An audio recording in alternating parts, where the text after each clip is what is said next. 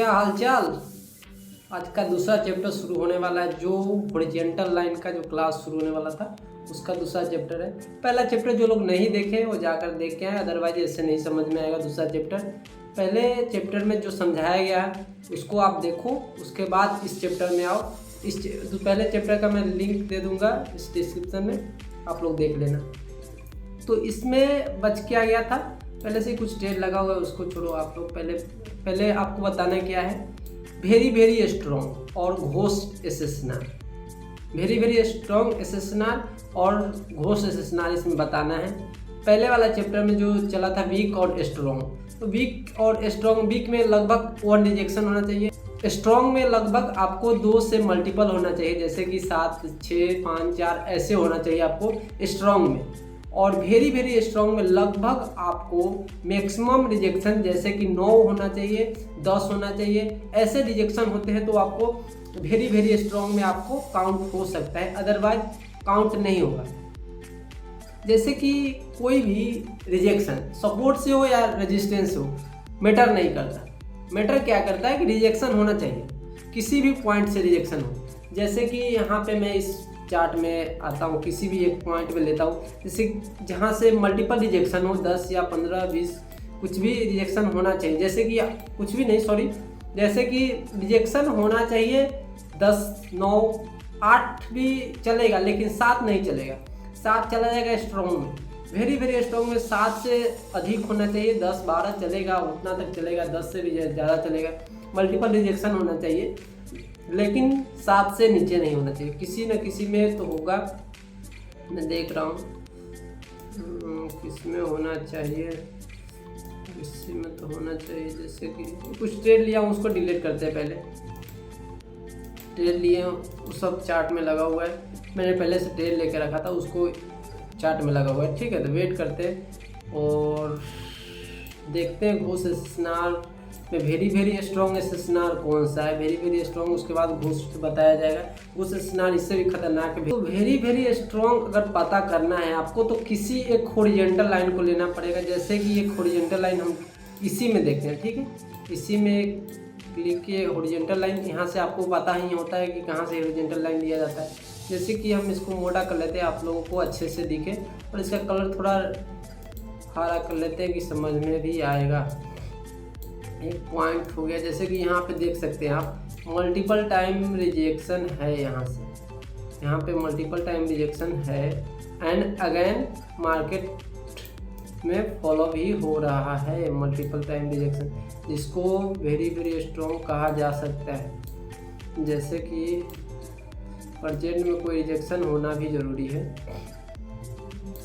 तो अच्छा रहता है, क्योंकि प्रेजेंट में जो रिजेक्शन होता है उसके हिसाब से हम चलते हैं, अदरवाइज नहीं फॉलो करता है कोई भी रिजेक्शन। कितने भी मल्टीपल रिजेक्शन हो उससे कोई मैटर नहीं करता था। मल्टीपल रिजेक्शन कितना होना चाहिए, जैसे कि आपको बता रहे हैं, ये इसमें देखना आप लोग, एक रिजेक्शन यहाँ पे देखना कि पहले मार्केट यहाँ से सस्टेन किया, ठीक है, मैंने थोड़ा डाउन में किया, यहाँ से मार्केट जैसे कि रिवर्स किया, ठीक है, यहाँ पे फॉलो नहीं किया, यहाँ पे ब्रेकआउट कर दिया, फेक ब्रेकआउट है, यहाँ पे फेक ब्रेकआउट है, लेकिन आपको समझ में आ जाए कब कैसा फेक ब्रेकआउट होता है, आगे समझ में आएगा फेक ब्रेकआउट किसको बोलते हैं।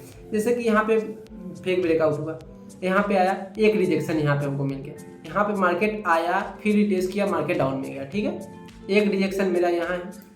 दूसरा रिजेक्शन क्या है, यहाँ पे आया मार्केट, फिर लाइव मार्केट में ऐसा होते रहता है। दूसरा क्या है, यहाँ पे रेड और ग्रीन है, यहाँ पे एक रिजेक्शन है, फिर रेड और ग्रीन, यहाँ पे एक रिजेक्शन है, और यहाँ पे भी एक रिजेक्शन, मार्केट आया, यहाँ से रिएक्ट किया, मार्केट अप चला गया, फिर यहाँ से अगेन मार्केट आया, यहाँ से मार्केट अप चला गया, फिर यहाँ से मार्केट आया, यहाँ से रिट्रेट किया, फिर मार्केट अप गया। तो हमारे पास रिजेक्शन कितना मिल रहा है देख सकते हैं कि एक रिजेक्शन यहाँ पे हो गया, 2, 3, 4, यहाँ पे 5, 6 रिजेक्शन, और बैक में आते हैं 7, 8, 9, 10, 11, 12 रिजेक्शन, 13 रिजेक्शन। जैसे कि देखिए यहाँ पे मल्टीपल रिजेक्शन हमारे पास मिल गया, तो इसको हम वेरी वेरी स्ट्रॉन्ग में ला सकते हैं। और यहाँ से मार्केट देखिए मल्टीपल टाइम रिजेक्शन लिया, यहाँ पे मार्केट आया, फिर यहाँ से अगेन मार्केट गया, फिर आया, फिर अगेन गया, फिर आया, फिर अगेन गया। तो ऐसे पॉइंट में वेरी वेरी स्ट्रॉन्ग में, तो यहाँ पे देखिए यहाँ पे फेक ब्रेकआउट था, छोटा सा फेक ब्रेकआउट हुआ, अगेन मार्केट रिटेस्ट किया, यहाँ पे रेजिस्टेंस लिया और फिर मार्केट में फॉल हुआ, रेजिस्टेंस लिया तो मार्केट में फॉल हुआ। फेक ब्रेकआउट होता तो यहीं से मार्केट बहुत अच्छा खासा फॉल होकर गिरता। अगेन मार्केट में गया और टच किया रेजिस्टेंस को और फिर से मार्केट में आया, तो इसको फेक ब्रेकआउट बोलते हैं। छोटे से ब्रेकआउट फेक ब्रेकआउट होती है। तो यहाँ पे देख सकते हैं कि अगर मार्केट में फिर से मार्केट अप गया तो यहाँ पे हम ट्रेड ले सकते हैं। यहाँ पे एक वेरी स्ट्रॉन्ग लेवल है हमारे पास कि यहाँ पे वेट करना है, जैसे कि एक क्लोजिंग होना चाहिए। यहाँ पे देख सकते हैं आप, यहाँ पे एक क्लोजिंग जैसे कि ग्रीन और रेड, एक यहाँ पे जैसे कि मार्केट ओपन हुआ और यहाँ पे क्लोज हुआ, तो वैसे ही मार्केट यहाँ पे ओपन हुआ और यहाँ पे क्लोज हुआ। तो एक परफेक्ट कैंडल बनना चाहिए आपको ट्रेड लेने के लिए। तो अगेन मार्केट यहाँ पे आता है, यहाँ पे अगेन मार्केट आता है, तो परफेक्ट क्लोजिंग होना चाहिए और परफेक्ट क्लोजिंग के बाद एक अच्छा सा कैंडल बनना चाहिए और अच्छा सा कैंडल आपको डाउन में दिखना चाहिए, तब यहाँ पे अगेन हम ट्रेड लेंगे, अदरवाइज ट्रेड नहीं ले सकते। अगर गैप भी होता है तो वेट करना है गैप का, और नहीं गैप होता है तो अगर मार्केट में चल जाता है, जैसे कि मार्केट ब्रेक करता है, ब्रेकआउट देता है, तो ब्रेकआउट के आपके पास टाइम रहेगा। ब्रेकआउट होता है तो उसको अगला कैंडल आपको वेट करना है, अगला कैंडल क्या होता है उसके बाद आपको ट्रेड लेना है, तब तक वेट करना है एक परफेक्ट क्लोजिंग का। परफेक्ट क्लोजिंग नहीं होता है तब तक आपको ट्रेड नहीं लेना है। तो वेरी स्ट्रॉन्ग भी पता चल गया, और वेरी स्ट्रॉन्ग पता चलने के बाद आपको घोष एसएसएनआर पता करना है। घोष एसएसएनआर बड़ी डिफिकल्ट होता है, आपको पता कैसे चलेगा घोष एसएसएनआर क्या होता है? तो वेट करना है, जैसे कि हम बता रहे हैं आपके आँख के सामने रहेगा, लेकिन पता नहीं चलेगा कि घोष एसएसएनआर होता क्या है। आप उसको देख भी नहीं सकते। क्यों? क्योंकि वह दिखता नहीं है, आपको चार्ट के अंदर ही रहेगा लेकिन दिखता नहीं, आँख के सामने पता नहीं चलेगा। देखिए मैं बता रहा हूँ कैसे। वो चार्ट को बीचों बीच आता है, वो हॉरिजॉन्टल लाइन से नहीं पता चलेगा, आपको ट्रेंड लाइन से पता चलेगा। जैसे कि ट्रेंड लाइन है, यहाँ पे ट्रेंड लाइन पर टिपेंगे हम तो भी पता चलेगा कि ट्रेंड लाइन में घोष एसएसएनआर होता क्या है। ऐसे नहीं पता चल सकता, अदरवाइज आपको संभव नहीं है कि आप पकड़ पाओगे। तो मैं घोष एसएसएनआर को इसी चार्ट में पता कर रहा हूँ, देखो बता रहा हूँ, आपको पता चल जाएगा घोष एसएसएनआर होता क्या है। पता कैसे चलेगा?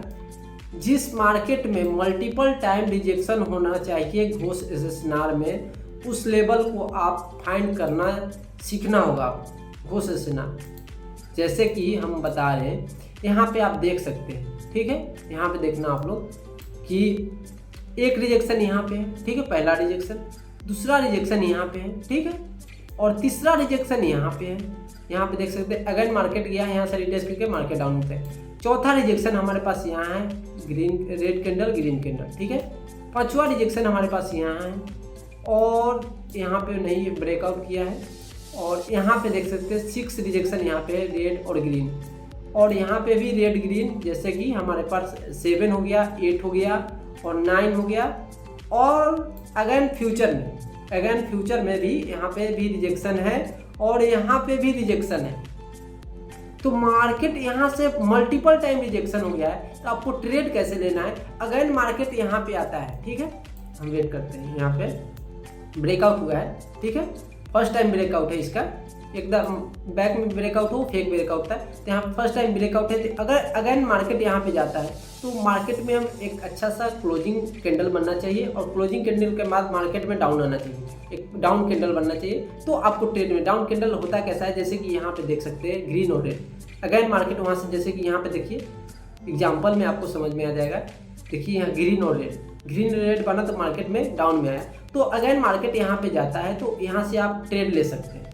मार्केट में डाउन में आए और एक कैंडल अच्छा खासा क्लोजिंग दे डाउन ट्रेड में, तो आप ट्रेड ले सकते हैं। नहीं तो वेट करना है, अगर गैप अप होता है तो गैप अप नहीं, अगर आपको वहाँ पे बचता है तो आप ट्रेड ले सकते हैं। और नहीं तो एक और होता है कि फेक ब्रेकआउट से भी आपको बचना है। फेक ब्रेकआउट कैसे पता चलेगा वो भी इस वीडियो में ही बताएंगे। फेक ब्रेकआउट जैसे कि थोड़ा सा ट्रेंड हुआ, जैसे कि यहाँ पे देख सकते हैं एक फेक ब्रेकआउट है, यहाँ पे देखिए एक फेक ब्रेकआउट है, ब्रेकआउट किया, मार्केट में गया, फिर मार्केट में चला है। फेक ब्रेकआउट का मतलब ये होता है छोटा सा ब्रेकआउट। अगर अच्छा ब्रेकआउट होता है तो मार्केट में अप जाता है, अच्छे अच्छे कैंडल बनते हैं, बड़े बड़े कैंडल बनते हैं, ऐसे छोटे छोटे कैंडल नहीं बनते। तो यही तरीका है आपको पता करने का फेक ब्रेकआउट। जैसे कि छोटा सा एक कैंडल बनेगा या बड़ा कैंडल बनेगा, उसके बाद एक छोटा छोटा कैंडल बनने लगा तो उसको फेक ब्रेकआउट ही मानते हैं। जैसे कि यहाँ पे देख सकते हैं एक बड़ा कैंडल क्लोजिंग दिया, अगेन छोटे छोटे कैंडल बनने लगे तो उसको फेक ब्रेकआउट बोलते हैं। फेक ब्रेकआउट अभी भी आगे भी इससे भी अच्छा तरीका बताऊंगा कैसे फेक ब्रेकआउट को पकड़ सकते हैं। लेकिन यहाँ पे आप देख सकते हैं कि इसी को घोष स्टेशनर बोलते हैं और इस लेवल को कोई जल्दी फाइंड नहीं कर पाता। ऐसे आपको ट्रेड लेने का तरीका भी इसमें समझ में नहीं आया कैसे ट्रेड ले जाता है।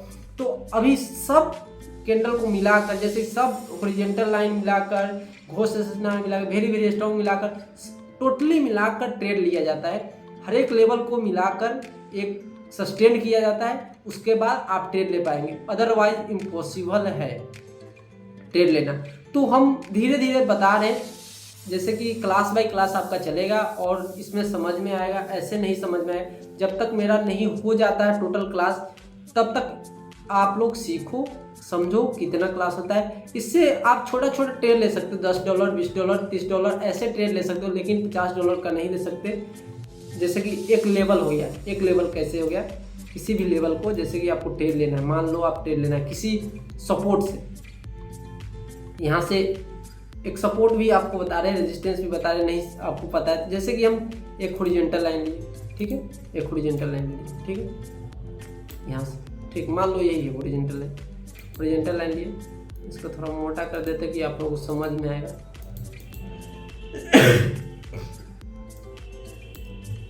देखो यहाँ पे क्या है कि मार्केट में आया, ठीक है, मार्केट डाउन आया, यहाँ से अप गया, तो इस लेवल पे सपोर्ट बोला जाएगा। इस लेवल मार्केट अप से आया, यहाँ पे सपोर्ट लिया और मार्केट अप गया, इसको सपोर्ट बोलते हैं। अब इसी में रेजिस्टेंस हो जाएगा। देखो मैं बता रहा हूँ कैसे रेजिस्टेंस हो। अगेन मार्केट देखिए यहाँ से, जैसे कि मार्केट यहाँ से आया, अगेन सपोर्ट नहीं रेजिस्टेंस बोलेंगे इसको। इसके लिए रेजिस्टेंस हो गया, इसके लिए रेजिस्टेंस हो गया, लेकिन इसके लिए सपोर्ट हो गया। क्यों सपोर्ट हो गया? जैसे कि अगेन मार्केट में अगर डाउन में मार्केट है, अगर किसी हॉरिजॉन्टल के लाइन के नीचे मार्केट है, तो अप में जो हॉरिजॉन्टल लाइन होगा उसको सपोर्ट नहीं रेजिस्टेंस बोलेंगे, और डाउन में होगा उसको सपोर्ट बोलेंगे। तो यहाँ से मार्केट आया, फॉलो गया, यहाँ पे रेजिस्टेंस हुआ। रेजिस्टेंस लेवल को फाइंड करना क्या होता है, किसी लेवल को, जैसे कि किस लेवल से मल्टीपल टाइम रिजेक्शन हो, मल्टीपल टाइम रिजेक्शन लिया हो, कोई मार्केट में ट्रेंड लाइन, कोई भी ट्रेंड लाइन हो, या घोष स्टेशनर हो, या हॉरिजॉन्टल लाइन हो, या वेरी वेरी स्ट्रॉन्ग लेवल हो, या स्ट्रॉन्ग लेवल हो, कोई भी होना चाहिए, वहाँ से मल्टीपल टाइम रिजेक्शन उसको सपोर्ट बोलेंगे। अगेन अगर वहाँ से रेजिस्टेंस भी कह सकते हैं, किसी के लिए रेजिस्टेंस होगा, किसी के लिए सपोर्ट होगा। किसी पॉइंट से जाता है मार्केट, तो अगर डाउन से अप जाता है तो उसके लिए रेजिस्टेंस हो जाएगा, और अप से अगर डाउन आता है तो उसके लिए सपोर्ट हो जाएगा। यहाँ पे देख सकते हैं कि अप से लाइव मार्केट में ऐसे ही होता है, अप से आया तो यहाँ से मार्केट रिटेस्ट किया, यहाँ से अगर मार्केट अप जाता है तो यहाँ से सपोर्ट हो जाता है।